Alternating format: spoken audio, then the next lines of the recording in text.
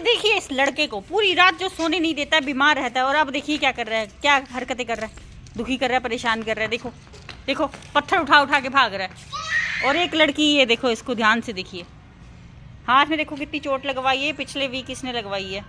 School में गिर गई थी भी, खेलते खेलते भागते भागते, और घुटनों पे लगवा ली थी, हाथ पे बहुत ज़्यादा थी। अब बड़ी मुश्किल से ठीक हुई है थोड़ी सी। ये देखो आज ये लग गई। ये कैसे लग गई? ये कहाँ लगाई? बच्चे ने सीट से बाहर कर दिया। ऐसे कैसे बाहर कर दिया? मैम को नहीं बोला तूने? कील लग गई मुझे, मैम ने कहा था मत क्या तूने बोला नहीं मैम को मेरी कील लगी? बोलो इसको। थोड़ी सी लग गई, कट लग गया। बोलना भी होता है। एकदम से ऐसे किया, एकदम से किया ऐसे, मैं गिरी बता। हाँ बड़े अब हंस रही है। तो ये हाल है भाई बच्चों के, स्कूल में कुछ बोलना नहीं है, लेकिन अगर मम्मी कुछ बोलती है ना तो मम्मी को बोल बोल के पागल कर देते हैं सारा दिन। और स्कूल में कंप्लेंट भी नहीं करनी अगर कोई मारे भी तो। देखिए इसकी लड़की की हालत। ऐसे बच्चे होने चाहिए क्या? अपने लिए भी आवाज़ ना उठा। हमारे बच्चे देखो हमारे ऊपर हमारी तरह ही बोलने ही बन गए बेचारे। कोई थप्पड़ मार के भी चला जा रहा है तब भी कुछ नहीं बोल रहे हैं। ऐसा नहीं बनना चाहिए, हम ऐसे भोले रह गए लेकिन बच्चे नहीं होने चाहिए, है ना।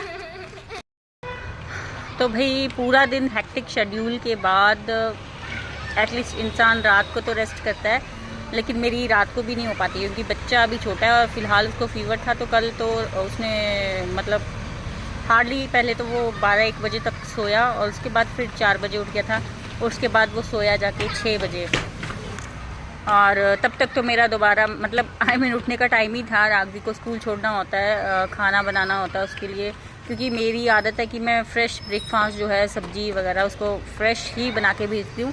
कई होते हैं ना जैसे कि रात को बना ली सब्ज़ी सुबह भेज दी, नहीं मेरा रहता है मोटिव कि फ़्रेश मिले बच्चे को, खाना जितना भी मिले।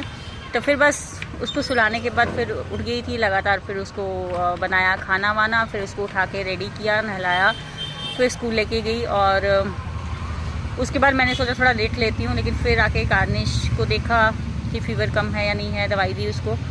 बस उसके बाद इन द मीन टाइम फिर इंसान अगर लेटता भी है ना तब भी नींद नहीं आती है, और सारा दिन ऐसे ही रहता, तो इसलिए सर में दर्द हो गया हुआ है थोड़ा सा।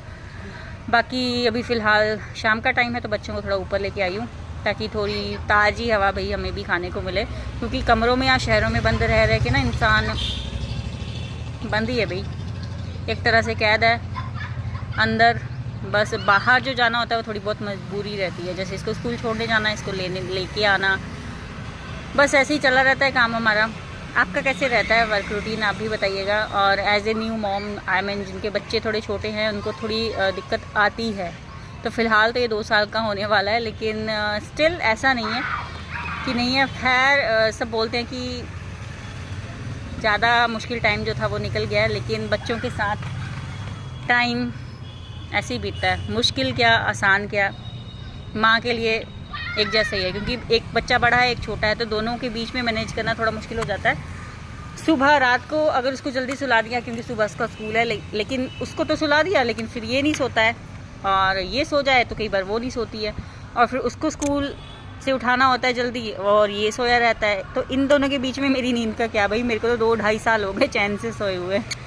तो खैर ये तो चलता ही रहेगा। तो मिलते हैं आपको नेक्स्ट ब्लॉग में। Till then keep enjoying, stay tuned and bye bye.